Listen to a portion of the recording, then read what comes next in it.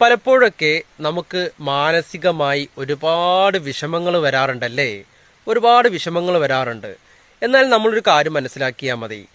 ശാരീരികമായ പ്രവർത്തനങ്ങൾ നമ്മൾ ചെയ്യുകയാണെങ്കിൽ ഒരുവിധം നമുക്ക് വിഷമങ്ങളെ നമുക്ക് മാറ്റി നിർത്തുവാൻ സാധിക്കും എന്നത് തന്നെയാണ്.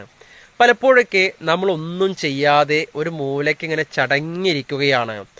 ആ ഒരു ഇരുത്തത്തിൽ തന്നെ നമ്മൾ പോലും അറിയാതെ നമ്മുടെ ചിന്തകളിലേക്ക് ഒരുപാട് നെഗറ്റീവ് എനർജികൾ താനേ ഇങ്ങനെ കയറി വരും. അങ്ങനെ കയറി വരുമ്പോൾ എന്ത് സംഭവിക്കും?